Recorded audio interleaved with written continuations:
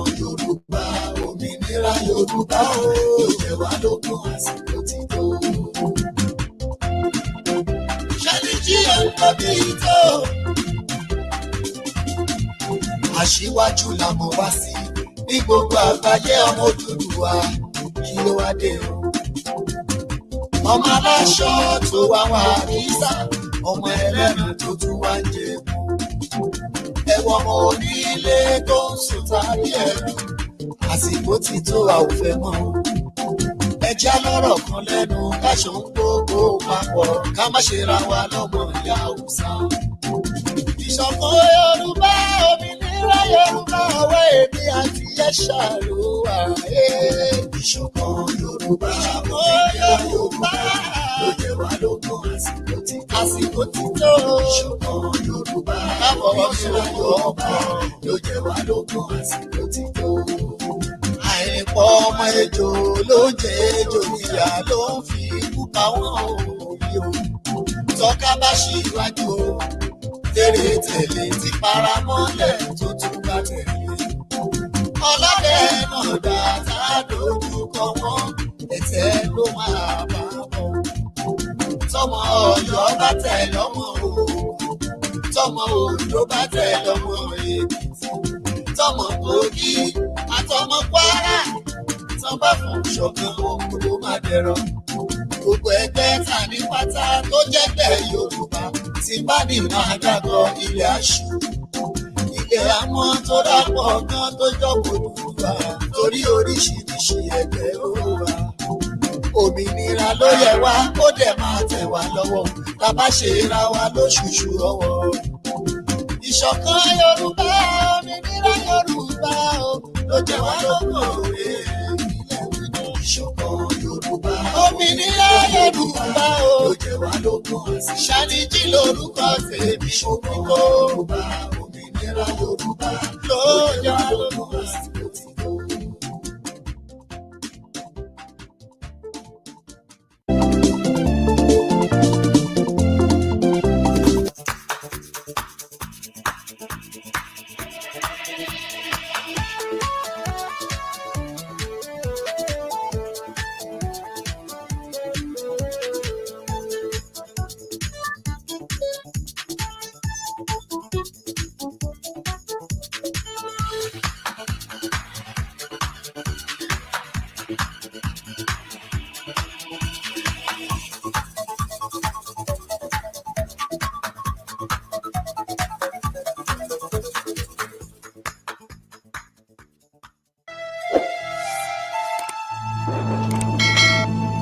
Like, comment, and share.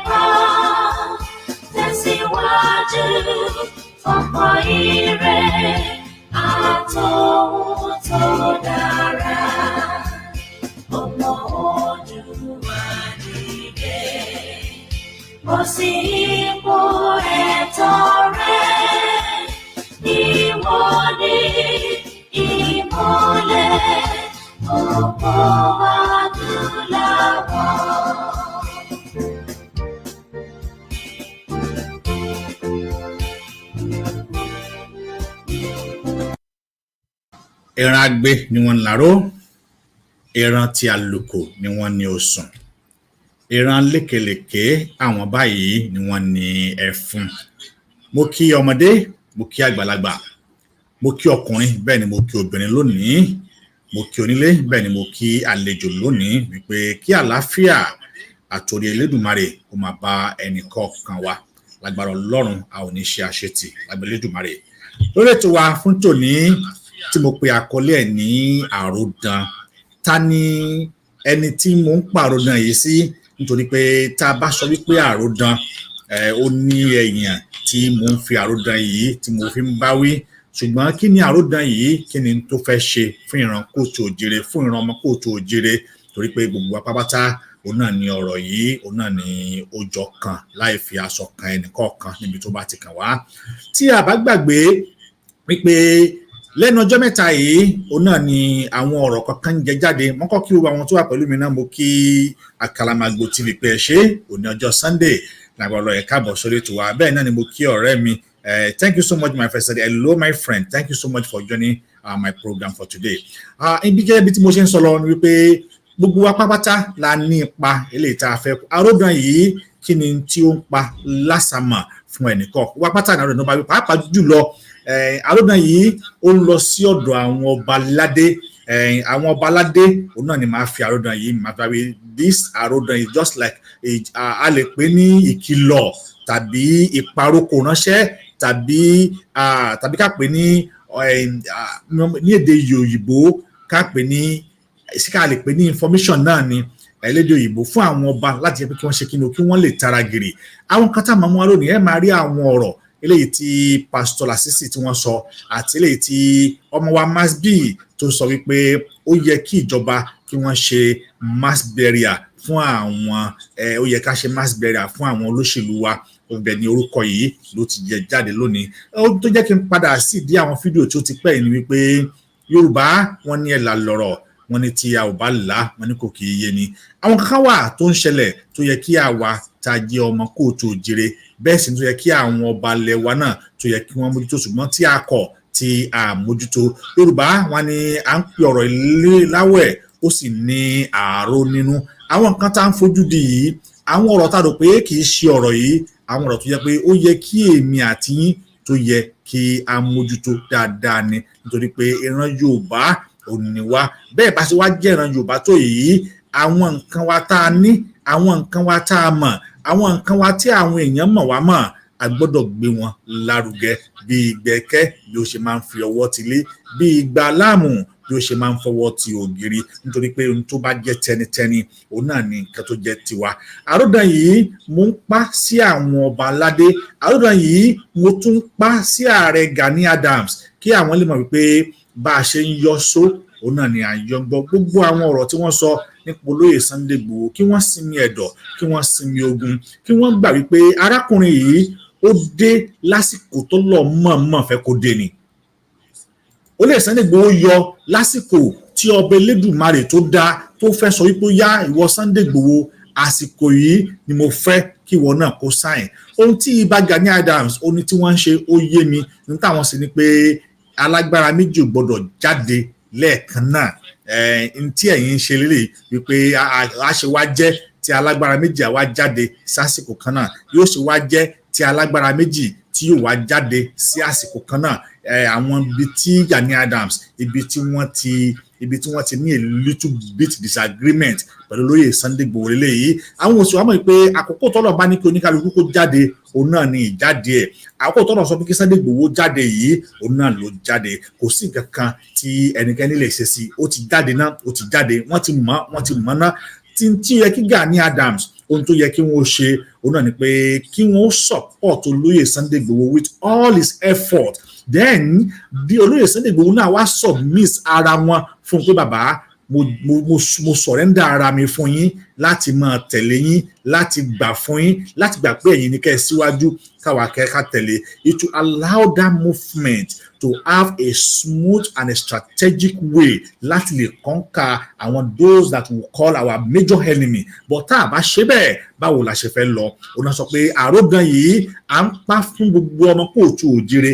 Àròdàn yìí mo ń pa fún ọmọdé, mo ń pa fún àgbàlagbà, mo ń pa fún ọkùnrin, mo ń pa fún obìnrin, mo ń pa fún onílé, mo ń pa fún àlejò, mo ń pa fún ẹni tó mọ̀ túmọ̀ ẹ̀ gangan wípé ìtumọ̀ àròdàn yìí ohun tó wúlò fún ni bá a ṣe lólè ohun tá a pa fún rìn gbogbo yín pátápátá ni mo ń pa àárò rẹ̀ yìí fún nítorí pé gbogbo apápátá òun náà ńlá ní ọ̀pọ̀lọpọ̀ iṣẹ́ tí a fẹ́ ṣe. Ebi gan tí mo ń sọ̀rọ̀ yìí Arodan yìí mo ń pa fún ara tèmi náà nítorí wípé ibi tá a bá ti ń sọ̀kò ọ̀rọ̀ sọ́jà a máa bá ni a tún máa bá ara lé ẹni torí pé tá a bá sọ bó sì yẹ ká sọ ká sì tó bó ṣe yẹ ká tó ọ̀nà wo gan la fẹ́ gbà tí a fi fẹ́ rí àṣeyọrí àwọn nǹkan wọ̀nyí ọ̀nà wo la fẹ́ gbà tá a fi fẹ́ rí ìdùnnú lọ́wọ́ Olódùmarè ọba tó ní kí nǹkan yìí tó ní ká dìde ká sì bẹ̀rẹ̀ sí ní ṣe pé ohun tá a nílò lélẹ́yìí àwọn nǹkan wọ̀nyí làwọn tí ó máa ràn wá lọ́wọ́ láti lè jẹ́ ká débi tá à ń dé.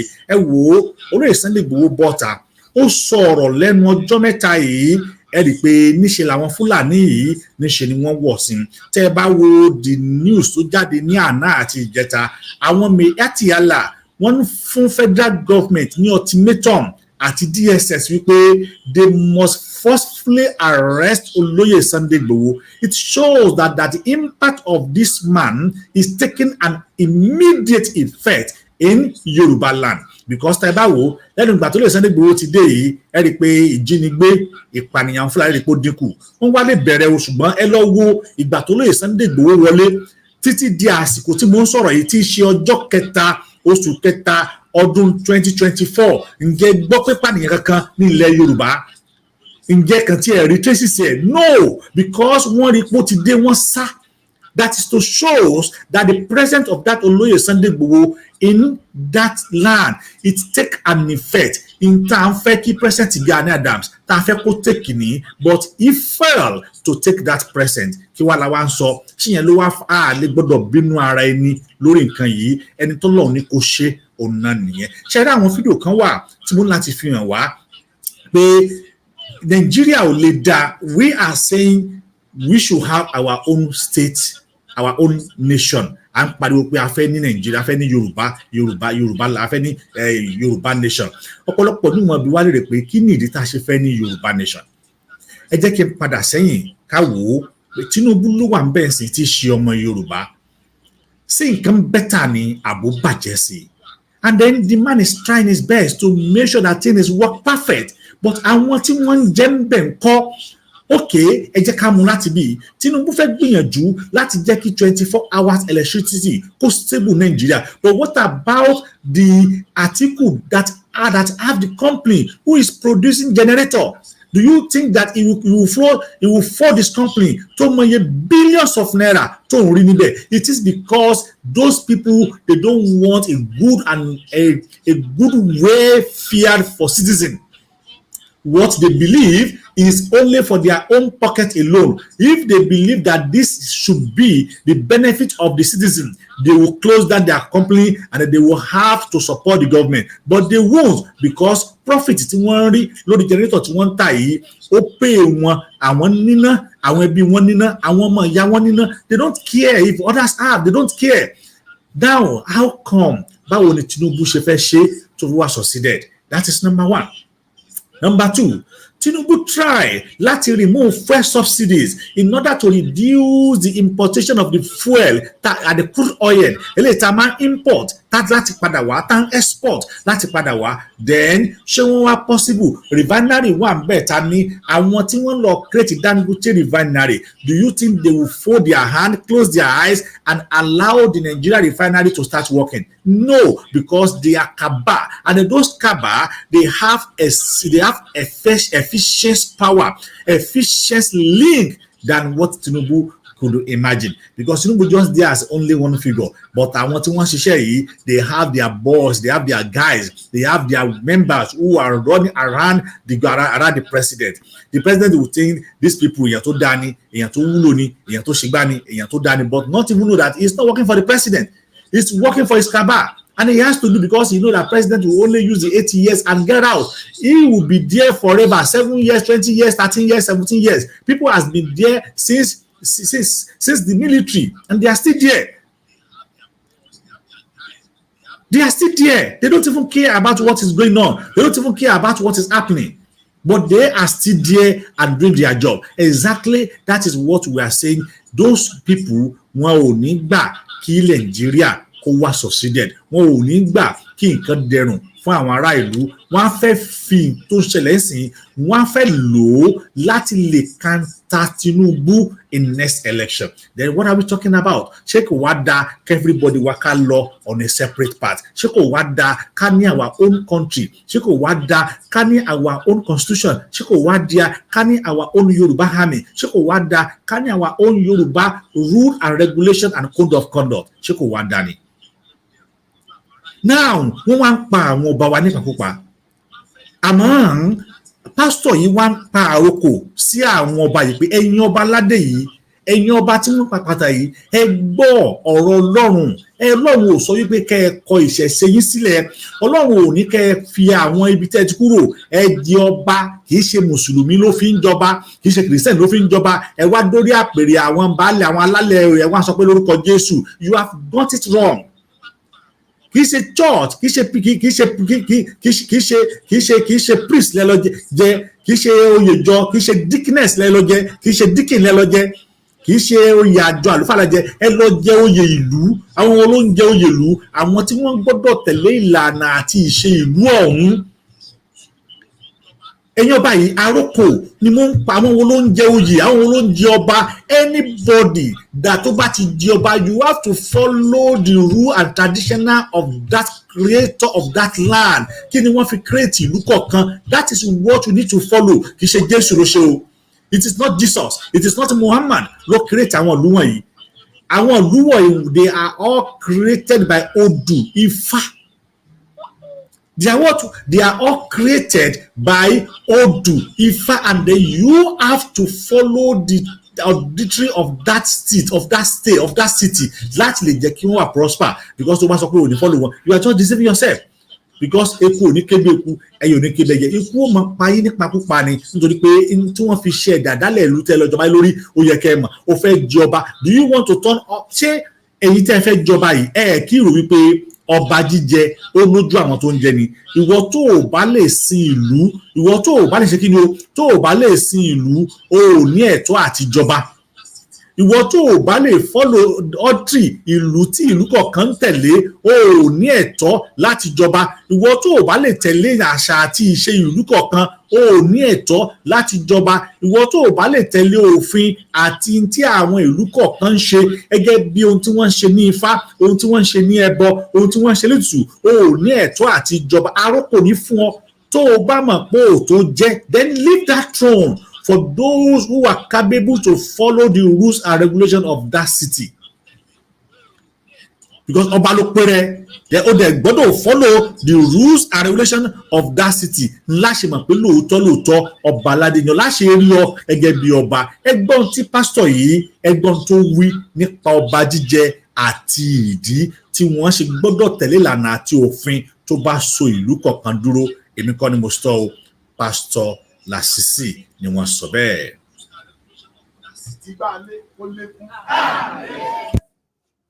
Ọ̀pá kì í rúbọ àìmọ́dà. Gbogbo ẹnikẹ́ni tó bá perí ọba wa níbi ọ̀pára ni kò sí, ilẹ̀ ni kó pa gbogbo wọn jẹ. Ẹni bá ronú ibi sí ìlú Ọ̀ṣun sún máa sún wọn sí ikú. Ẹni bá pinnu ibi fún ààfin Àtòrí ló máa tò wọ́n sí ikú. Ọjọ́ tí kán bá fojú kan mi ọsàn wẹ́wẹ́, ìgbé ariwo gèrè ni ó gbọ̀nà fún ẹ. Ẹni bá perí yín níbi láti òní lọ, ìgbé ariwo gèrè ní kó gbanú wọn. Wọ́n ní kí iná padà lẹ́yìn omi. Iná lóun ò ní padà lẹ́yìn omi. Iná bá fojú di omi. Iná lóun ò lé omi. Iná korí bọmi. Ó pariwo ẹkún gé láti òní lọ. Gbogbo ẹnikẹ́ni, ẹ̀dákẹ́dá èèyàn tó bá perí wa níbi ìgbé ariwo ní ọ̀bá lọ. Ṣé rí àṣà wa tí jàmbá ṣe ni wọ́n ṣe fìbọn po odidi ọba? Kí ni mo wí sà? Àṣà tó gbọgbẹ́ ni wọ́n ṣe jí odidi ọba gbé. Tàlẹ́rí tó gbé Olúmọ Ẹ̀gbá rí. àti kankan àtèrà kò sí ìkankan nínú wọn tó lè pàdé òkè dà bí ọba tó dá òkè ò bá pàdé òkè dà. Ọ̀rọ̀ ni mo sọ lọ́dún méjì sẹ́yìn ṣùgbọ́n nítorí àwọn aláìgbédè wọ́n wá ní Kàsálí ti babaláwo wọ́n àmọ́ tí wọ́n tó jẹ́ babaláwo bàbá nínú awo ẹni tó mọ ìjìnlẹ̀ àṣírí ní jẹ́ bẹ́ẹ̀ bàbá nínú awo ni wọ́n ń pè ní àṣírí. Psalm 25:14 sì ni àṣírí Olúwa ń bẹ pẹ̀lú àwọn tó wáyé kí ni sà bá bẹ̀rù ẹ̀ inú ìjìnlẹ̀ àṣírí lọ́lọ́run gbé ẹni bá fẹ́ràn ní fìdí ẹ̀ hàn. Àtẹ̀pẹ́ tí wọ́n ló bílẹ̀ kí ló wá bí o Bíbélì sọ pé láti ètè kọ́sẹ̀ ni Ọlọ́run ti dá ọ̀run òun àbá láwọn bá di yẹn láyé ni èèó à ń pe àwọn ọmọ kan ní jọ́ọ̀jọ́ nílẹ̀ Yorùbá ọba tó lè ṣàlàyé jọ́ọ̀jọ́ ò tó nǹkan mọ́ nílẹ̀ wa. Jọ́ọ̀jọ́ ni ọmọ tí ìyá ẹ̀ bí tí ìyá rẹ̀ ò dúró wò gẹ́gẹ́ bí ìyá ti bí lọ́fàyé lẹ̀ ní Yorùbá sọ pé agbè lọ fọ́ omi ọ̀dà ni èdè tí a gbọ́ mọ́ ó ń fi ìyà jẹ ọ̀pọ̀ èèyàn ó ti ń fi ìyà jẹ ìlú náà ní fi ìyà jọba ọ̀tọ̀ lẹ́sìn ọ̀tọ̀ ni bínibí tá a bá lo èdè bí wọ́n ti bí wa ẹbọ láàní ṣe ètùtù láàní gbé ṣùgbọ́n ká gbédè káwọn òkè kí ni a fi tẹ̀lú ìdó kí ni ìlú Ìfẹ́ ẹsẹ̀ òtúrà rẹ́kọ̀ ó ní a fi tẹ ìlú kan ọ̀sẹ̀ méjì òun ló tẹ̀ Ìbàdàn. Now ọba tí ò bá mọ olùtó tẹ ìlú Ẹdó eku ò ní ké bí eku ẹyẹ ò ní ké bí ẹyẹ mọ́nìyàn ò ní fọ́ bí ọmọnìyàn awádàbí aláìmọ̀ ṣe. Àti mùsùlùmí àti Christianity kò sí kankan tán fi tẹ ìlú kankan dó ní àwọn ìlú ìṣẹ̀ǹbáyé nílẹ̀ Yorùbá. Ifá ni atọ́nà ohun gbogbo nígbà yẹn wọ́n gbà tí ẹ̀sìn sì wá dé à ń tẹ̀lé pé ok eléyìí ká ṣe eléyìí ká ṣe bọ̀ ìyẹn ọ̀wá sọ pé tá a bá ti á de wéédú báyìí kò sọ pé àti sògùn ìyẹn ò sọ pé tá a bá ti mú sàn wẹ́rẹ́ àti ẹ wo òrí bó ṣe wà yẹn òrí pẹ̀lú ojú dá oyin tí èèyàn bá ní ògbóǹkangí ọ̀sà àbò ní ikú asthma tó le láì ní ìsìn kankan mọ́ ó ní bí Yorùbá ti ń ṣe yóò parẹ́ wẹ́lò ó lè lò fọ́jọ́ mẹ́ta ojú ọgbẹ́ òdì náà bọ̀tẹ́ wòlíì tó bá wá mú òrí ní ìsìn tó bá fi sínú oyin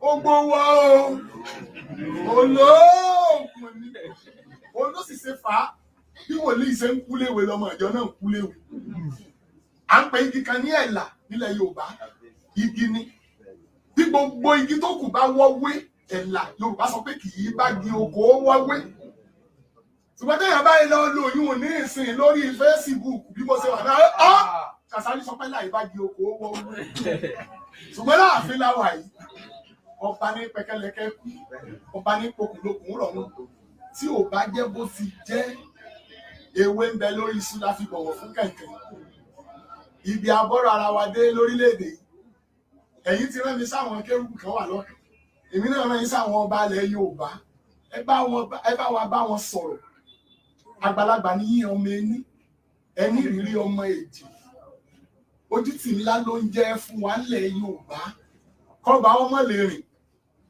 kọ́ ṣẹ̀ṣẹ̀ máa rò pé ẹ̀dá kan ẹ̀ bá wọn rẹ̀ sáwọn ajínigbé ti lọ àpẹẹsì wà ń tà nǹkan múkú ni ó bẹ́ẹ̀ lọ́jọ́ tí àṣà bá gbé ọmọ mọ́kù olúlọ́yẹ kójú ọ̀hún ti gbàlejò mo sọ fún wọn mo ní àwọn orí òkè wa Fúlàní wọn ní ẹjọ́ wọn ṣe àjọ̀dún ni mo ní ẹ kìlọ̀ fún Fúlàní lọ́dún yìí táà bá yìnbọn sí màálù wọn tí màálù wọn bá wà bí a ti ń ṣe nǹkan ọ̀fẹ́ làkúgbò ọjẹ màálù tó bá ti kú ọ̀ṣọ́ọ̀tì Fúlàní ni o kò ní ìdí ká fọ́ ká nídìí ìbọn tó bá ké mẹ́ẹ̀ẹ́ gbogbo èyí tó bá wò lójú wọn tẹ̀lé mi sà bẹ́ẹ̀ ni kò ní ìdí gbólóhùn ẹ̀yọ́ kíní kan sọ pé kíní kan sọ pé àwọn bòròró fẹ́ gbàjọba ládùúgbò mi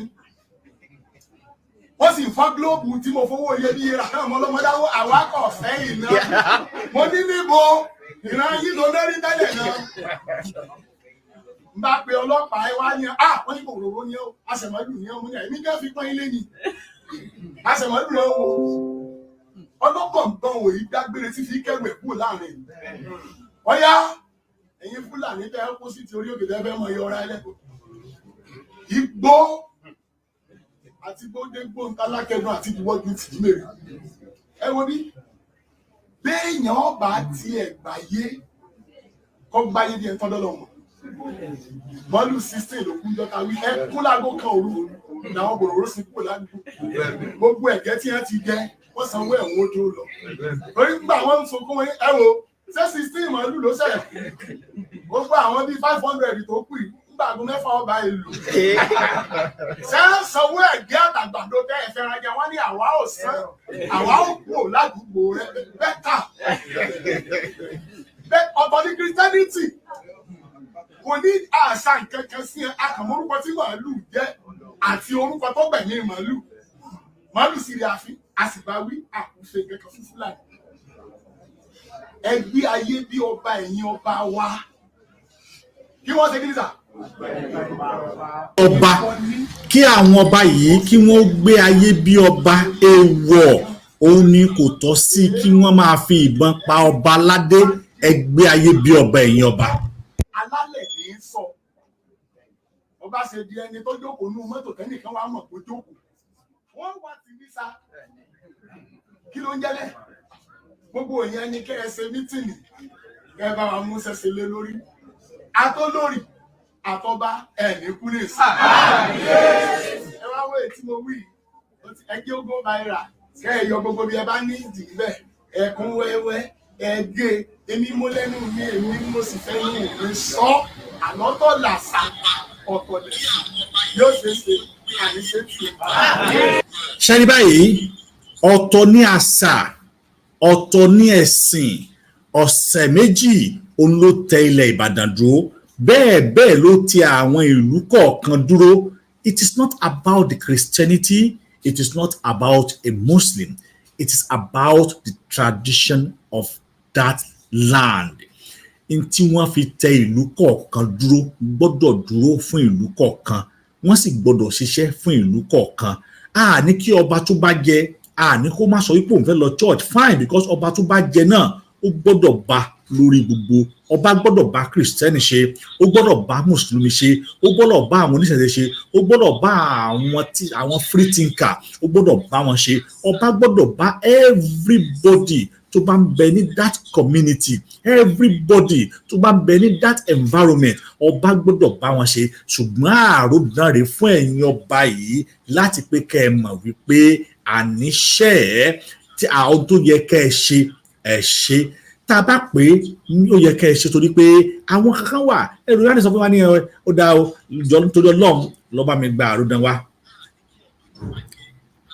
lọ́ba ń gba àròdàn wa láyé àtijọ́ wọn máa lò fún ọmọ tó bá lágídí ọmọ tí ì bá gbọ́ràn wọn ní a lọ sílé alágbájá ni mo ní kó fún ẹ ní àròdàn àwọn èèyàn wa dá dúró tí ó fi dé nítorí pé wọ́n mọ̀ wípé ó ń da àwọn òbí ẹ̀ láàmú ni ó ń dà wọ́n láàmú ni wọ́n ṣe dá dúró pé ó kẹ́kọ̀ọ́ fi dé ṣùgbọ́n àròdàn ilé yìí à ń pa fún ẹ̀yìn ó yàtọ̀ sí àròkò tó yẹ kó pé àṣẹ ó yẹ kó pè ní àròkò ọ̀tọ̀ àròkò á pa àròkò náà fún yàn á pa ṣùgbọ́n mi ò sọ nípa àròkò mo ń sọ nípa àròdàn ẹ jókòó jẹ́ ẹ̀yin ọba yìí tẹ́ ẹ bá wá jókòó jẹ́ ẹ rántí ibi tí wọ́n ti bí yín bẹ́ẹ̀ gbogbo ẹ̀yin tó kù náà ẹ rántí ibi tẹ́ ẹ ti dúró nítorí pé kò báyìí náà làárọ̀ fa adití torí tí ẹ bá sọ pé ẹ jẹ ọba ẹ jẹ aládé lórí ìlú wọ́n sì ń pa àwọn ènìyàn nínú ìlú yín Fúlàní sì ti ọba kan sọ̀rọ̀ níbi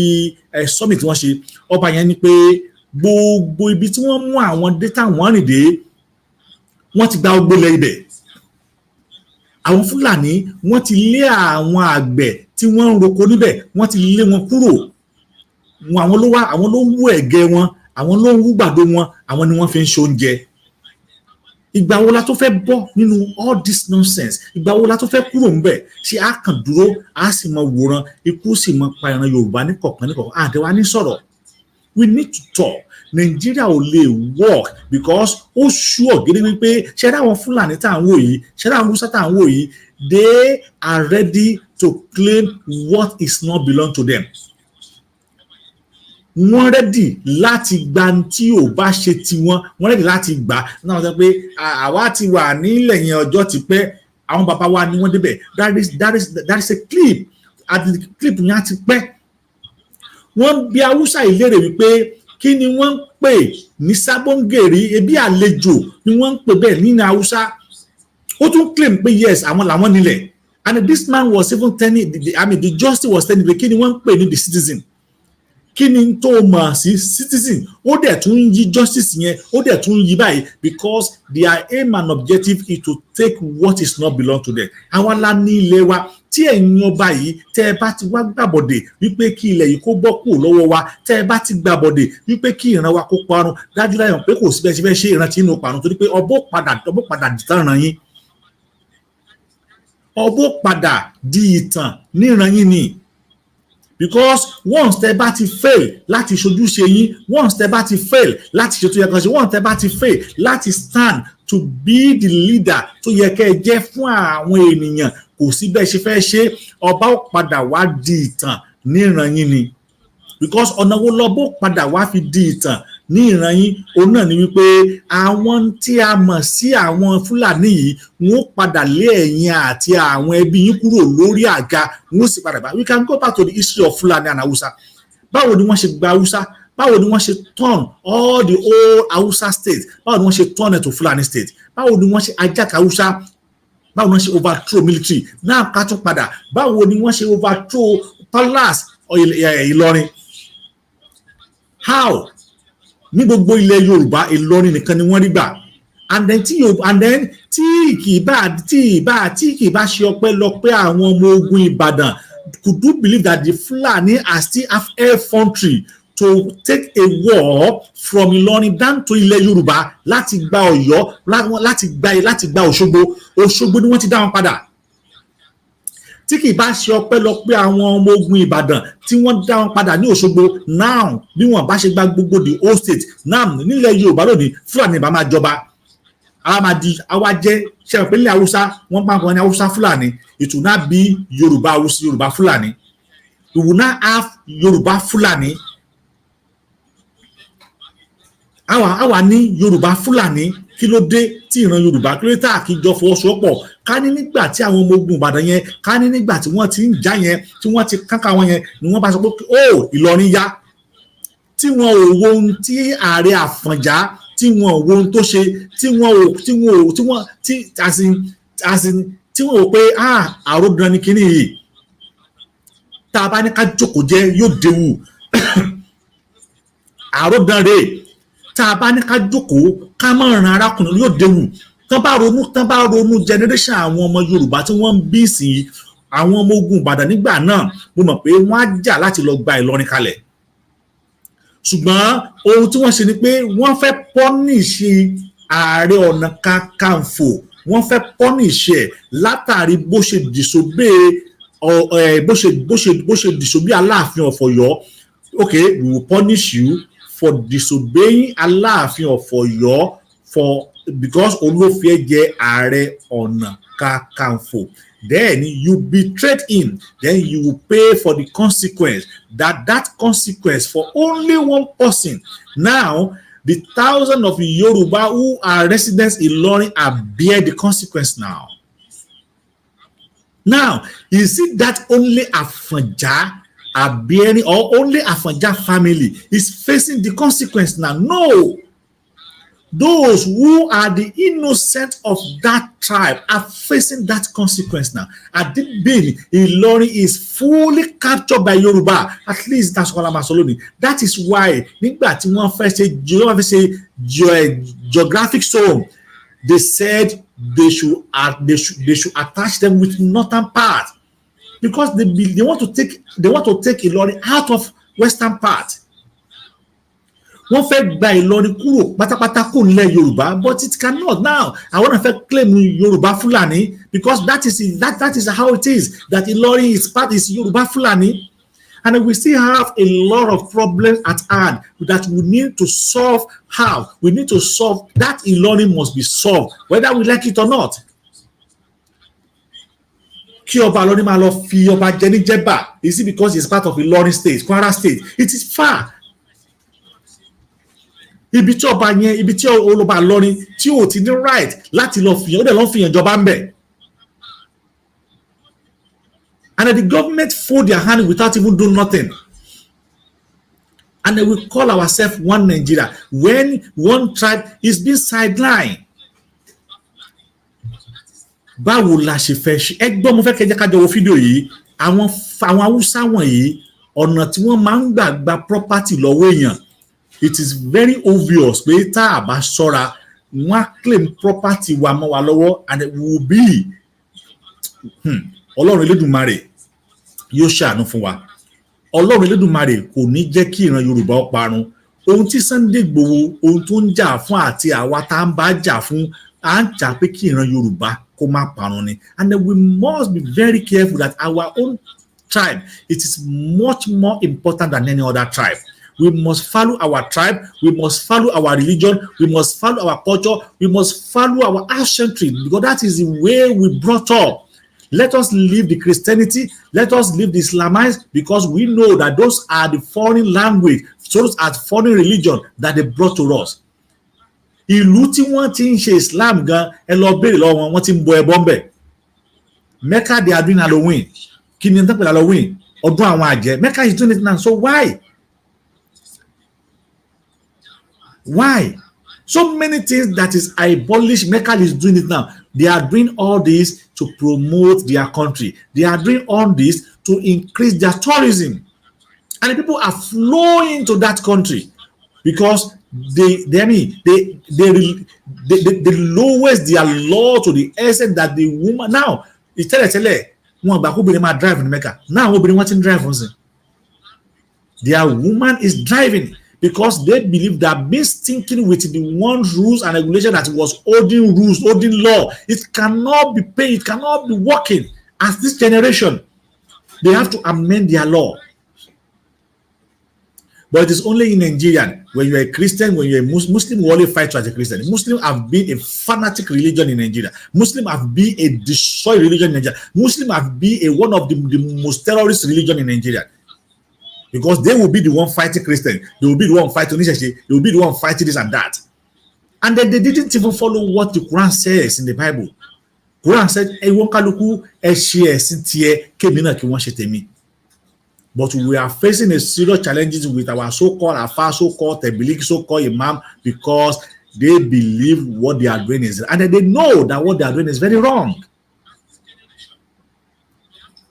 Because it's one funny.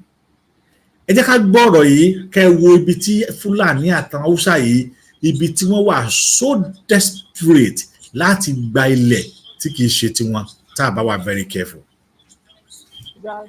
Come as strangers and find a given a place to settle down and carry on their trade as strangers. They call it Sango or Zongo. Is that not so? Zango, yes. We call it Sango. That's how we understand it. Okay. Yes. So that expression Sango or Zango stands for stranger elements who have been accommodated in indigenous areas. Is that not so? That's not so. Yes, let me explain. That's not so, and I mean it. Are you indigenous to? Are your people in Zion, houses in Ota, indigenous to Ota, Sango Ota? They can be indigenous. It all depends. Okay, tell us your definition of indigenous. Thank you. Indigenous, really, I mean, by the definition of Nigerian Constitution, gives you indigenship. Or you want me just to really, I mean, give you an hour? Give us the Hausa definition of indigenous. Leave the Constitution alone. All right. In my own view, if you stay, don't give us your personal view. How do you know the indigenous to mean? How do your people consider the expression indigenous? What does it mean to you, to your people? Not you personally. To our people, being indigenous in an environment is to have been, at least in the first instance, born there. If you are born and your own great parents came to the place for whatever reason, and they stayed there up to the time that you are also born, you regard yourself as indigenous. It's as simple as that. Yes. Is that so? That is so, my lord. Right. Okay. So when you first get there, when your ancestors first get there, they are usually given the land as strangers by the owners to occupy. All Is right. that not so? That's not true. They were never given any land by anybody, any kind of people. So in Sango Ota, the houses who come there, they just capture the land and begin to live there. You see that there are different perspectives. Will you answer my question? Are you saying in such places, when the houses get into a strange country for the first time, they just take over the land, capture it, and become indigenous? Our own case is different. Who are you? Who are you? Who are you? See, your own case is different. I see. So your Now, ẹ wo bí màá yẹn ṣe ń bí léèrè. Sango, it is me, a stranger in our Hausa. Sango Ota, Sango, gbogbo ẹ̀yin tí ẹ ń pe Sango lónìí, ṣé ẹ ti gbọ́ the full meaning of Sango ni pé àwọn Hausa, orúkọ language Hausa ni Sango ni pé àlejò, ibi tí àwọn àlejò wà, ibi tí àwọn àlejò, ibi tí wọ́n wà ni wọ́n ń pè ní Sango Ota, ibi tí àwọn àlejò Hausa tí wọ́n wà, like Sabo náà also ibi tí àwọn àlejò. But can you imagine that they are claiming that they are the owner of that Sango now? They are the owner of that Sango. They are the owner of that Sango. Look at how this man was, how this lawyer was asking him. Look at how he's trying to twist the question. That's your problem.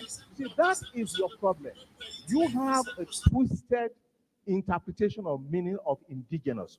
You are strangers. In most part of Nigeria, if strangers are accommodated and given land to reside by indigenous owners, they remain on the land for as long as they behave themselves. The moment they misconduct themselves, they are ejected through the courts. Sorry. My lord, that is your opinion, my lord. That is your opinion, because that is my knowledge of the law. We have that is my knowledge fact of the law. about where Kata people came from is contained in our own exhibit. Because of time, we will not be able to be heard properly, so that we could read these things out to you. Nobody came from heaven to a place to live in a place. You see, numerical strength of Kata community had given them such kind of I would say, witness. Right. Yes. No, council hold it. Witness. Look, we all want to work hard to create something better than what we saw. In that attempt, we will not ignore history. No. The history may not be the correct thing today. But let's accept it existed like this before. We want it this way now. Yes. Then it's easy. But sir, every community has some people who came first, those who came second, those who came third. Yes. And the law is asking, those who came first will regard themselves as first settlers. Those who came after them. But we want to integrate. The aim here is to see if we can integrate everybody. Exactly. And find a new word in our vocabulary. Leave this indigenous or no indigenous. Exactly. If we can substitute, say, residents. Yes. Yes. That has not been done, but that's what we are asking, if it can be done. Yes. If I'm born in Jos, brought up in Jos, lived there 200 years, if anybody can live 200 years, I'm still regarded as a stranger. We say that is not good enough. But let's see what the history was before I can change it. Yes. But this issue really had to do with the fact that the Kata people came from Kargi. They came from Kargi. Let me just say, we were there before them. And what is contained there? You see, the numerical strength really, has given them such kind of a right and perception for the Nigerian public to think that are weak. They came before us. You see, that is history. That is history. You might accept or reject. Mr. Bisala, I am going to leave this topic now, but I'm going to leave you with this, that the main cause of the problem in Zango area, and it will continue to be, is that your people who gather together from all over the country and settle there as strangers are not ready to accept that you are or were originally accepted and given land in that area. You are settlers, you are strangers there. The people have accepted you. And unless you accept the fact that you are strangers in the area, instead of claiming to be original owners, there will never be peace in that place. There will never be peace if you still contend that you own the land as against the Atiat, notwithstanding the fact that Zango is one tiny little spot right in the middle of Kataf land. Did you jump from the sky right into that place? My lord, did the Kataf people jump from the sky to be where they are today? They have not really, everybody really, came from somewhere. And the issue is this, really, just because of their numerical strength and because of the now tendencies in the Nigerian politics. I've told you, there's this sort of grand sympathy for the Kataf community that they own that land that we are on. I've told you, which is really, not true. And we continue to disagree. Yes. Except, of course, if Kataf do not want us to leave. I will keep to then we can have their terms. Let's have the terms of to leave and move back to wherever we come from. We're not ashamed to say where we come from. This is our people. We are always ready to tell the truth about ourselves. We will never hide our identity. I will keep to my promise to leave you with the matter there. But that's my advice to you and your people. Your father was born in Gora. No, yes, my father was born in Gora. Huh? Exactly, sir. He was born in Gora, a Kataf settlement. That's correct. Exactly. Moved by his father, who went there because of his profession. Yes. And he grew up, let me tell you more. He grew up with the present chief of Kataf. That is true. Your father's father. He was his age mate. Your father's father went to Gora. Yes, that's from right. where? My grandfather. From where? Let me tell you. Let me say from this. Where? Normally in Zango Kataf. Will you answer? Will you? From Zango town.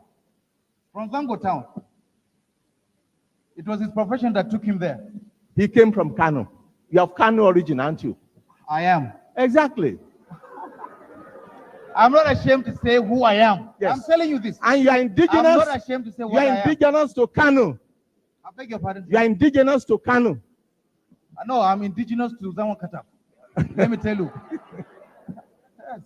Now, I'm indigenous to Zango Kataf. Let me move on. Your father's house in Zango has been rebuilt has been rebuilt. Is that not so? That is not true.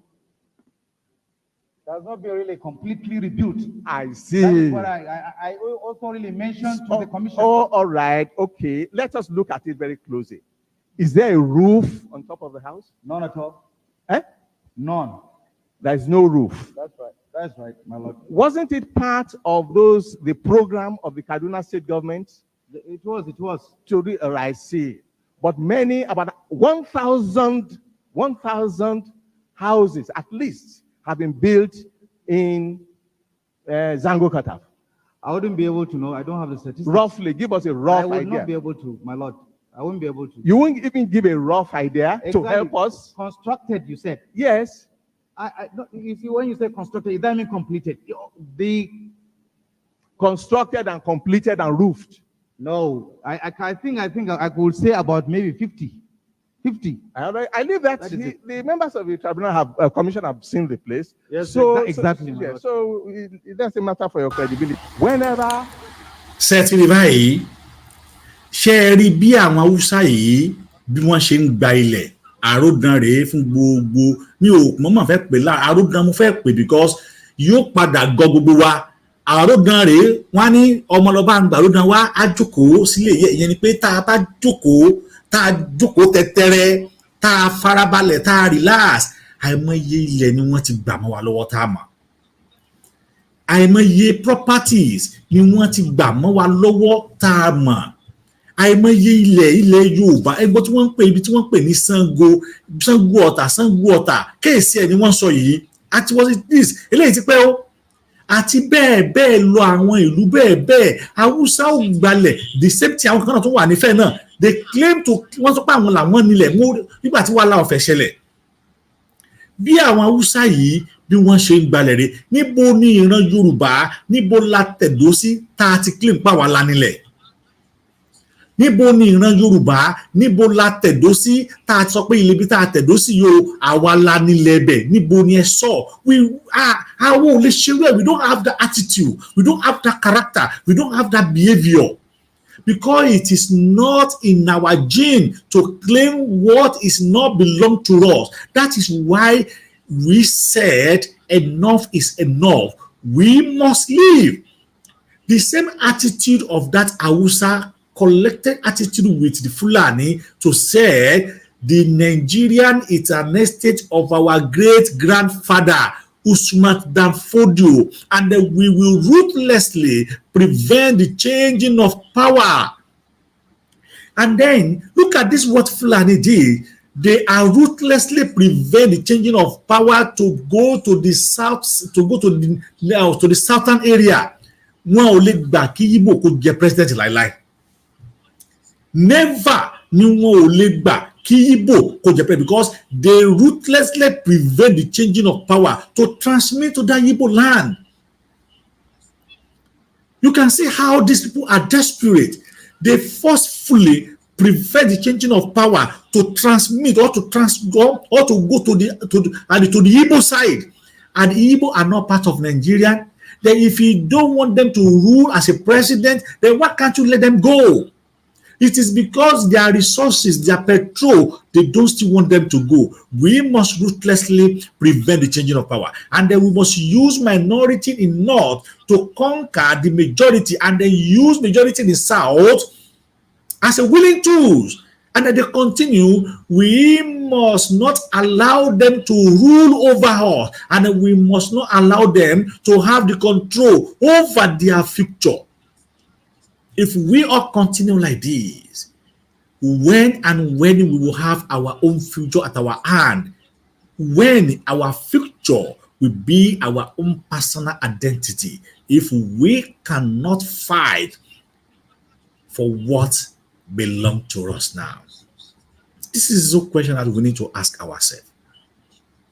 Ẹ̀tọ́ wa ni láti jà, ẹ̀tọ́ wa ni láti béèrè, ẹ̀tọ́ wa ni láti pè fún tó jẹ́ tiwa. We must do that because it is very, very important. We can't just put our hand and see how things is worse and how things is go, and then we think that everything is same good. Kò sí tó dá, Nàìjíríà ò dá, gbogbo alájọ mọ̀ pé Nàìjíríà ò dá. A sì gbọ́dọ̀ gbìyànjú láti rí wípé a jáde kúrò níbẹ̀. Ó ń láriwo táwa ń pa yìí. We have nothing to gain, but there is something that we need to gain. Tí a bá gba ilẹ̀ Yorùbá tiwa, we need to gain a lot. One of them is a peace of mind. When we have our own nation as Yoruba nation, the one thing that we have, it is peace of mind. Go and write it down today. We will have the peace of mind. And then there is a kind of people who have the same mindset to make sure that the Yoruba land will be the one of the first top country within a few years. Within the few years.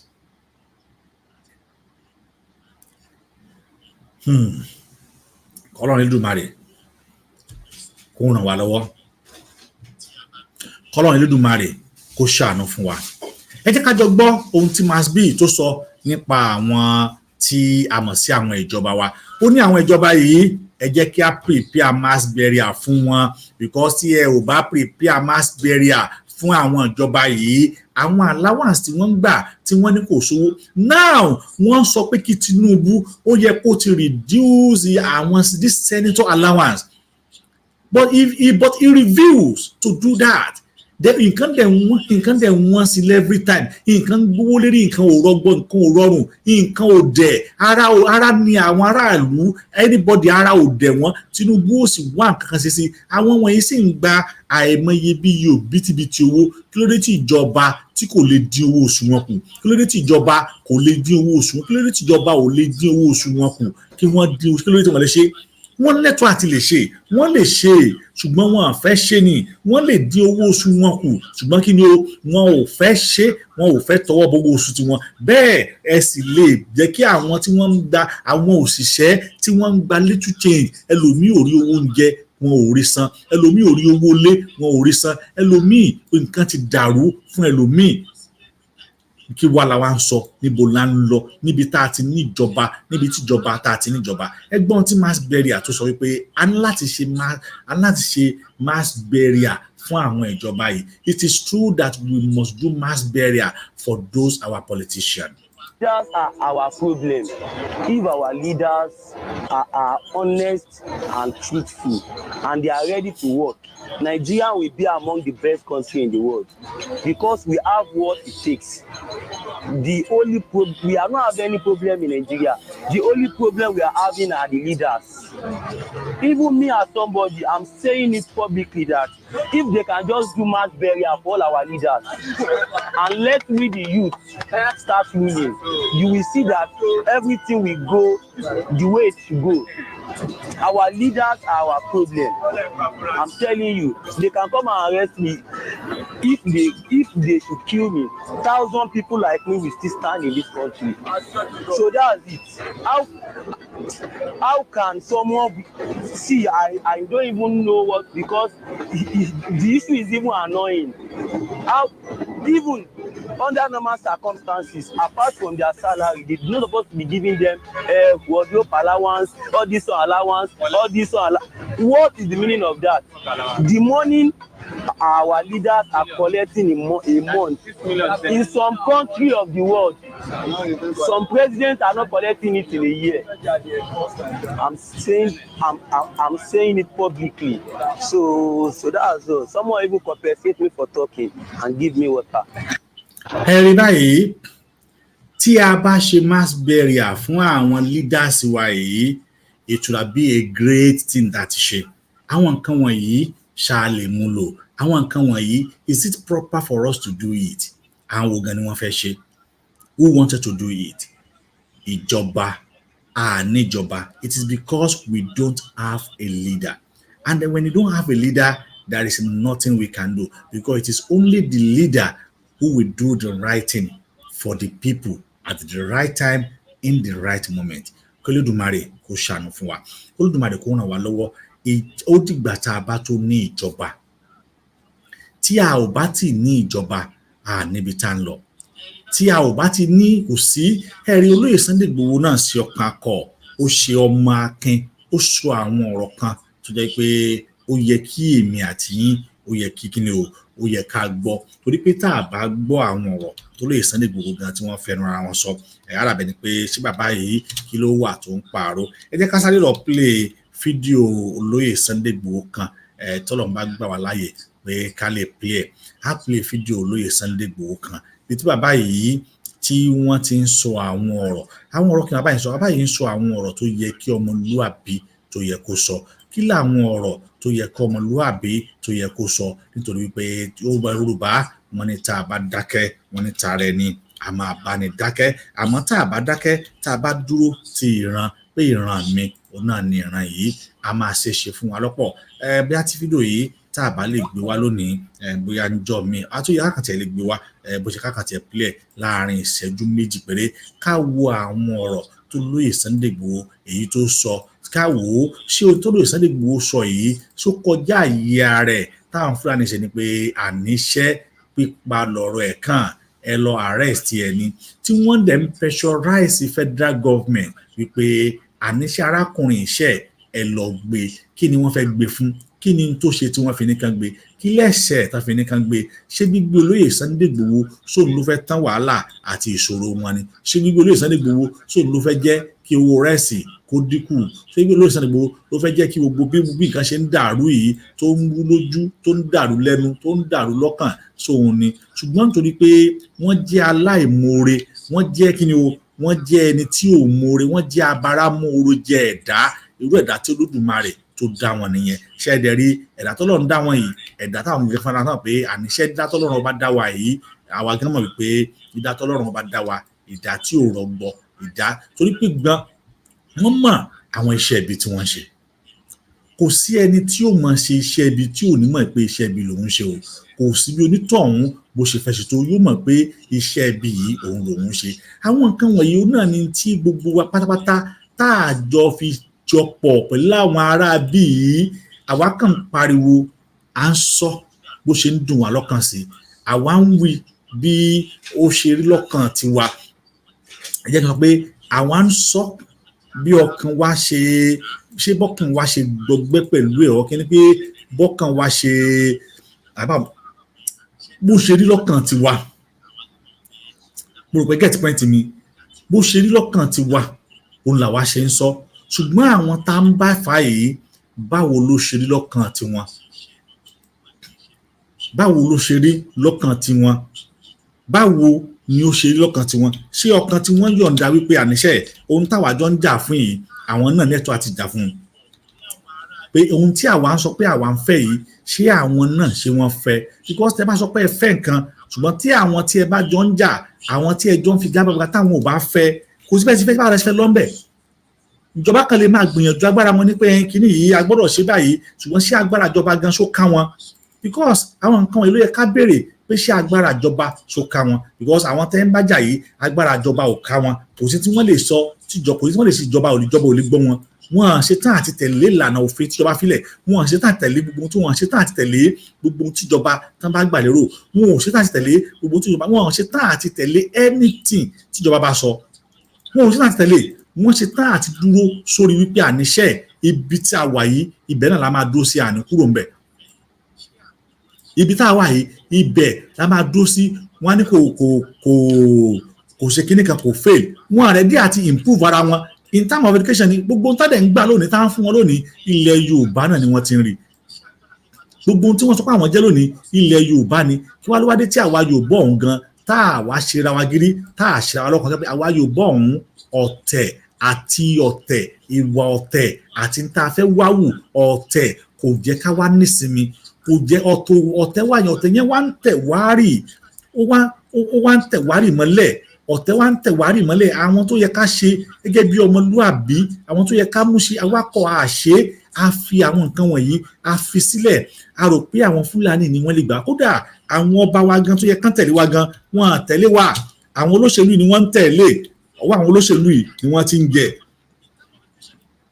ọwọ́ àwọn olóṣèlú yìí làwọn náà ti ń gbà bí aṣọ ìbora ṣé olóṣèlú yìí ló fẹ́ sọ fún wọn ibi tí ìgbésí ayé wọn tó fẹ́ dé sáwọn olóṣèlú yìí ni wọ́n fẹ́ sọ fún wọn ọ̀nà tí wọ́n á gbà tí wọ́n á fi bọ́ nínú wàhálà tí wọ́n wà yìí sáwọn olóṣèlú ni wọ́n fẹ́ sọ fún wọn ọ̀nà tí wọ́n ó gbà tí ìgbésí ayé wọn ó fi rọrùn ni sáwọn olóṣèlú ni wọ́n fẹ́ sọ fún wọn ọ̀nà tí wọ́n ó gbà tí nǹkan ó fi dẹrùn fún wọn èèyàn sọ̀rọ̀ pé àníṣe àkàkí ń dọ̀bálẹ̀ fún Fúlàní màkùkùkù kí ni nǹkan tó sọ níbi tó kéré jù olóyè ìwé ìwò tí sọ kò tí ì sọ tó pọ̀ ju ẹ̀mí ẹ̀ lọ táwọn Fúlàní dáná wọ́n mọ̀ wípé ohun tó lóye ń sọ yìí wọ́n mọ̀ pé òótọ́ ọ̀rọ̀ tó yẹ kí gbogbo wa ká mójútó ni wọ́n mọ̀ pé òótọ́ ọ̀rọ̀ tó ṣe kìmí fún gbogbo wa ká gbàgbọ́ ni wọ́n mọ̀ pé òótọ́ ọ̀rọ̀ tó yẹ kí èmi àti ẹ tó yẹ ká dúró tì ní ẹ jẹ́ ká gbọ́ ohun tó lóye Sunday Igboho ẹ jẹ́ ká gbọ́ ohun tí bàbá yìí ẹ jẹ́ ká gbọ́ ohun tí wọ́n sọ.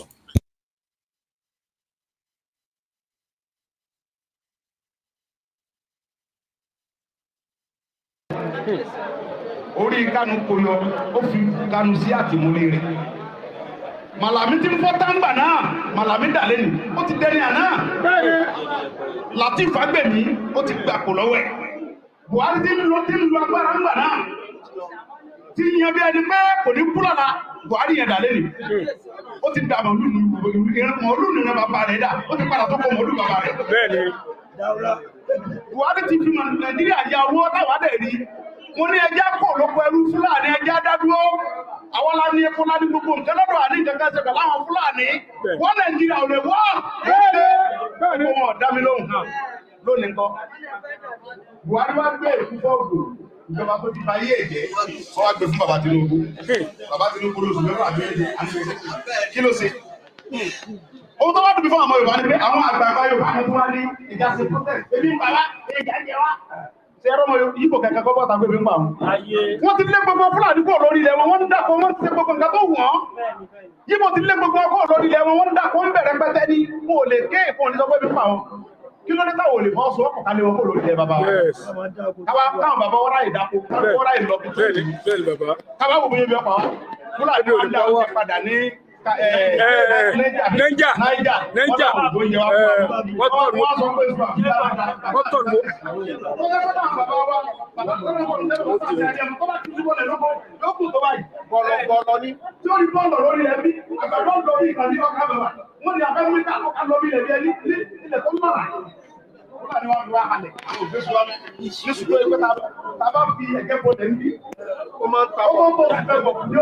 Fúlàní ó sì bọ́ sóko wọ́n yọ gbogbo ìgbà fún àlè ó ṣe àwọn bàbá fún ọlù ẹgbẹ́ bá sọ̀rọ̀ ọ̀pẹ̀ òye náà àwa lè fọwọ́sowọ́pọ̀ ká lé wọn kó lórí ilẹ̀ wa àwa ń bú Tinubu kí lọ́kàn wá pẹ̀lú protest àwa Yorùbá ní ká fọwọ́sowọ́pọ̀ ká lé Fúlàní kó lórí ilẹ̀ wa káwá gbogbo àwọn bàbá wọn fọwọ́sowọ́pọ̀ lórí bọ́sọ̀ ẹgbẹ́ Fúlàní kẹ́ ti pa wọn náà dandan ni wọ́n ti lè pẹ̀lú ọ̀sẹ̀ wọ́n fi àsìkò ìrọ̀ gbogbo àwọn ọ̀dọ́ ẹjẹ́ àfọwọ́sowọ́pọ̀ ọba mẹ́rin náà ti bá báyìí kòkóṣù ohun tó kù tí mo fẹ́ ká ṣe é ṣe yìí ká fọwọ́sowọ́pọ̀ àtẹlẹgbẹ́ àtọlọ́gbà àdéhùn àti wọn tó dèjọba kankan nígbà táwọn ọmọ àwa lágbègbè tó lé àwọn bàbá wọn sọpọ́ọ̀tì wa kápítà síkírọ́rìtì tó dálẹ̀ fúnra wa wọ́n ti mú síkírọ́rìtì kẹ́lẹ̀ sí ọ̀sọ̀ àwọn ọ̀kẹ́ nífẹ̀ẹ́ lódún ọmọ Yorùbá àwọn kan akíkanjú ọmọ Yorùbá gbogbo iye lọ́jọ́ ìwọ̀n ẹ̀sọ̀rọ̀ ayídìkẹ́ lọ́jọ́ ìyá akíkanjú ẹjọ́ ìfẹ́ lódún èmi ni mo dálẹ̀ àwọn ọmọdé ti kú bẹ́ẹ̀ àwọn àjọ ọgbọ́ sínú gbó abẹ́rẹ̀ látẹ̀kìtì nígbà tí mo dé ìmọ̀dé tán ni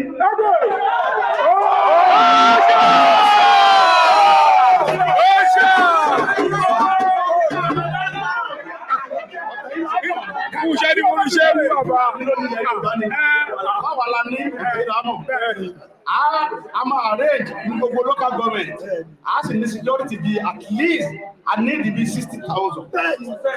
Àwọn kan máa wà ní ogbó ti Fúlàní àwọn kan máa patrol ní títì láti lè dáàbò bo àwọn bàbá wa ẹ má jà bú wọn mọ́ ẹ má bú àwọn ọba mọ́ ẹ má bú lóye mọ́ ẹ má bú àgbààgbà kankan mọ́ ẹ jẹ́ ká fọwọ́sowọ́pọ̀ ní káwọ́ gbọ́kálé àwọn Fúlàní kúrò lórí ilẹ̀ àwọn bàbá wa nítorí wọ́n ti bà á jẹ́ tẹ́lẹ̀ torí wọ́n ti bà gbogbo ẹ̀jẹ̀ Buhari ti bà á jẹ́ kó tó lọ Buhari mú àwọn Boko Haram àwọn x-man Fúlàní 5,000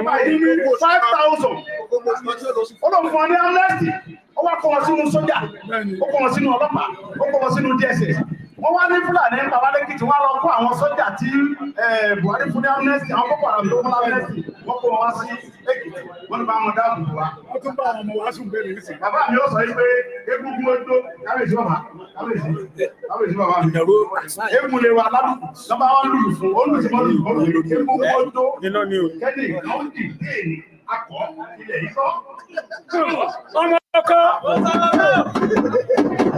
Àwa náà wọ́n sọ wípé káwọn bàbá wọ́n ọmọ ọgbọ̀n láti inú ilé wọn lọ sí pàdé kí Fúlàní ó dá wọn lọ́nà akẹ́kọ̀ọ́ àtìlẹ̀ ikọ́ àwọn onídìí àti wọn ṣe protest pé ebi ń pa wá ebi àwa ni ká fọwọ́sowọ́pọ̀ ká wọnú kó kálé Fúlàní mo ti sọ ti pẹ́ pé wọ́n Nàìjíríà ò ní wọ́n tẹ́ bá ti wá ṣe tán tí ọba ti yá igun tí ó ti yọ rẹ̀ tèmi ẹ mọ̀ jà ẹbí wọn kò sọ̀rọ̀ láti sọ bẹ́ẹ̀ o kò sí olóṣèlú àìdá gómìnà ni o sẹ́nitọ̀ ni o tàbí pírẹsidẹ́ǹtì kan bóyá kó tó dìbò tán ní Nàìjíríà yìí ọ̀pọ̀lọpọ̀ ń bú mi àwọn kan ló ti ọjẹ́ ní wá ká fi tẹ̀gẹ̀ kó mẹ́ ká fi tẹ̀gẹ̀ sí olówó ni mí ọlọ́lá ni mí mo sì ń tọ́lọ́wọ́n fún ìyà tọ́lọ́wọ́n fún mi mo bí ọmọ tó pọ̀ mo ní ọmọ ní Canada mo ní Germany mo ní káàkiri kò sí ojú mọ̀ fẹ́ lọ́dọ̀ lọ́wọ́ tí ó sì fún mi tí ọ̀bá dẹ̀ sọ́kùnrin lé mọ́ ọkùnrin ní mí Fúlàní wọ́n wá ní ẹjẹ́ àfọwọ́sowọ́pọ̀ kágbára olóko ẹrú Fúlàní ọ̀sẹ̀ tó dámi lóhùn èmi kélẹ̀ Yorùbá kánú kélẹ̀ Ìgbò Buhari ní kí wọ́n pa mí kọ́ pa Kánú orí Kánú kò yọ ó fi Kánú sí àtìmúlé rẹ̀ Màlàmí tí ń fọ́ táǹgbà náà Màlàmí dàlẹ́ nì ó ti dẹ́ni àná Latif Fagbemi ó ti gbàpò lọ́wọ́ ẹ̀ Buhari tí ń lo agbára ńgbà náà tí yan bí ẹni pé kò ní kú lọ́la Buhari yẹn dàlẹ́ nì ó ti dà mọ̀lú nínú bàbá rẹ̀ dà ó ti padà tó kọ mọ̀lú bàbá rẹ̀. Buhari ti fi Nàìjíríà ya owó táwa dẹ̀ rí mo ní ẹjẹ́ pọ̀ lóko ẹrú Fúlàní ẹjẹ́ dádúró àwọn lá ní epo lá ní gbogbo nǹkan lọ́dọ̀ àní kankan ṣe pẹ̀lú àwọn Fúlàní wọ́n Nàìjíríà ò lè wọ́ bẹ́ẹ̀ ni wọn dá mi lóhùn lónìí nǹkan. Buhari wá gbé èkú fọ́ọ̀gù ìjọba tó ti ba yé èdè wọ́n wá gbé fún bàbá Tinubu lóṣù mẹ́fà àbí kí ló ṣe. Ohun tó wá dùn mí fún àwọn Yorùbá ni pé àwọn àgbààgbà Yorùbá ni wọ́n ní ìjà ṣe protest ebi ń bàbá ìjà jẹ wá.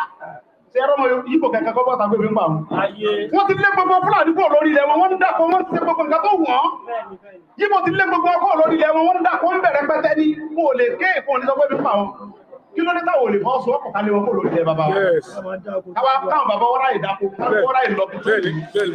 Káwọn wò bóyá bí ọ̀pá wa. Fúlàní wọn dá wọn padà ní Niger.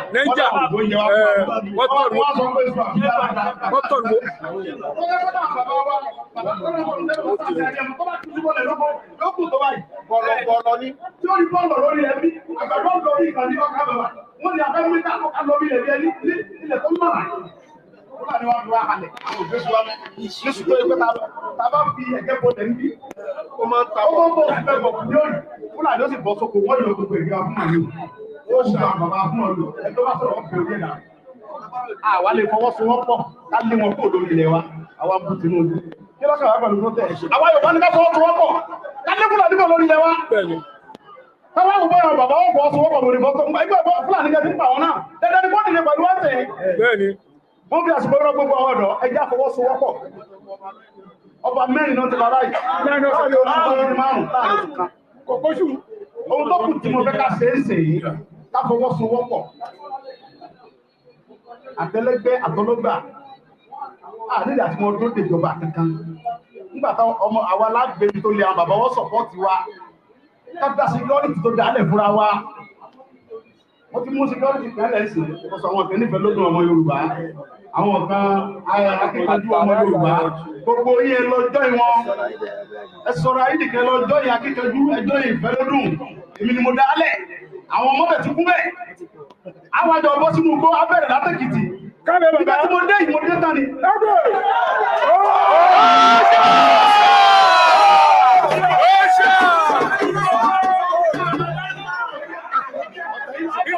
Iṣẹ́ ni mo ṣe rí bàbá.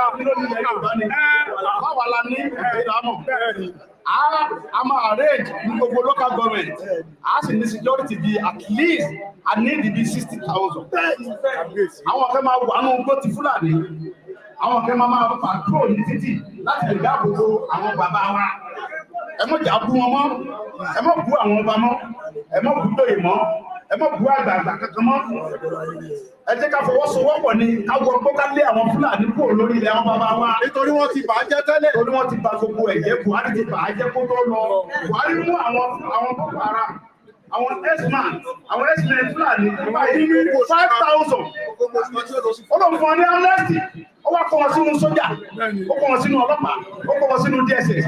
Wọ́n wá ní Fúlàní ń pàwálé kìtì wọ́n lọ kó àwọn sójà tí Buhari fún ní amnesty, àwọn Boko Haram tó fún amnesty, wọ́n kó wọn wá sí Èkìtì, wọ́n ní bá wọn dáàbò wá. Wọ́n tún bá àwọn ọmọ wa sùn bẹ́ẹ̀ nísìnyí. Bàbá mi ó sọ yìí pé egungun ojú kábíyèsí bàbá kábíyèsí bàbá mi. Egun lè wa ládùúgbò lọ́ba wa lùlù fún olùsímọ́lù egungun ojú kẹ́lì àwọn dìde ní akọ ilẹ̀ yìí kọ́. Ọmọ kan. Àwa lè wá sọ yìí pé táwọn bàbá wa ọmọ ọgbọ̀n láti inú ilé wọn lọ sí pàdé kí Fúlàní ó dá wọn lọ́nà akẹ́kọ̀ọ́ àtìlẹ̀ ikọ́. Àwọn onídìí àti mọ̀ sí protest pé ebi ń pa wá àwa ni ká fọwọ́sowọ́pọ̀ ká wọnú kó kálé Fúlàní. Mo ti sọ ti pẹ́ tó wọ́n Nàìjíríà ò ní wọ́n. Tẹ́ bá ti wá ṣe tán tí ọba ti yá igun tí ó ti yọ rẹ̀ tèmi. Ẹ mọ̀ jà ẹbí wọ́n sọ̀rọ̀ láti sọ bẹ́ẹ̀ o. Kò sí olóṣèlú, àìdá gọ́ọ̀nà ni o. sẹ́nitọ̀ ni o tàbí pírẹsidẹ́ǹtì kan. ṣẹ́rí òun lẹ ti gbọ́ yìí àwọn fúlàní tí wọ́n kó lọ sékìtì nígbà tí wàhálà bá ṣẹlẹ̀ ní ìlú kọ̀ọ̀kan àwọn fúlàní àwọn army tí wọ́n ti incorporate sínú Nigerian army àwọn tí wá Nigerian force that is those who are creating this problem. ẹ̀yin wa ibi yìí òun náà ni màá fi àdàgbé tuntun rẹ̀ torí pé láìpẹ́ láàrin ìṣẹ́jú láàrin wákàtí kan sìn yìí a tún bẹ̀rẹ̀ ètò wa tá a mọ̀ sí ìmọ̀ràn àgbà òun náà ni tí a mọ̀ mọ́ wa fún yín títí di ìgbà míì tá a tún mọ̀ pàdé lórí àkànṣe ètò wa lọ́dọ̀ ní báyìí òníyàn ṣe ọlọ́bẹ̀ ṣe ẹ̀yin tí a bàjẹ́ ẹ mọ́ ti rí pé àròdàn lélẹ̀ yìí ó sì bá èmi àti yín mo bá wa wí kì í ṣe àròkò mo mọ àròkò àmọ́ àròdàn wípé ọmọ yìí ó ń dà wá láàmú lọ́ba àgbàlódà wa wọ́n wá dá dúró ìyẹn ni pé ilẹ̀ Yorùbá àwọn àgbààgbà ilẹ̀ Yorùbá wọ́n ti dá wa dúró sí ojú kan àwọn ọmọdé ilẹ̀ Yorùbá tí wọ́n ń gbàbọ̀dẹ̀ wọ́n ti dá wa dúró sí ojú kan àwọn olóṣèlú wọ́n ti dá wa dúró sí ojú kan bẹ́ẹ̀ ó dìgbà tí iye ọmọ yẹn bá sọ wípé ẹ wá Arodan kọ́ kí ìyẹn sọ pé wọ́n tan òun kúrò nílé ni wọ́n tàn wá lọ́wọ́lọ́wọ́ báyìí ni kò sì dáa kí àwa náà kí a tanra wa Olódùmarè wa orúkọ tí mo padà Omoboriowo ayé kò tọ́ ọ̀nà ni èmi ń jẹ́ ẹni tí a bá wa wo ètò alóòní máa bá wa ṣe ètò yìí bẹ́ẹ̀ sì ni ètò yìí tí a bá ti ń ṣe live àǹfààní wà fún yín láti fún wa ní sticker bí a bá ṣe wà ní live program Olódùmarè yóò ràn wá lọ́wọ́ àánú àti Olódùmarè yóò sì wà pẹ̀lú nígbàgbé láti máa bá wa subscribe sórí ètò wa títí di ìgbà mi táwọn pàdé ó dàárọ̀ ó dìgbà kan náà ó dọjọ́ kan tèmi àti yín tí a tún jọ fi èrè àti dùnnú tá a jọ fi pàdé ẹ tún pàdé wa ní ìdágbò bí aago kásọ bí aago 4 ilẹ̀ Yorùbá nígbà táwọn máa kàn sí tòmí àmúwá fún yín ó dàbọ̀.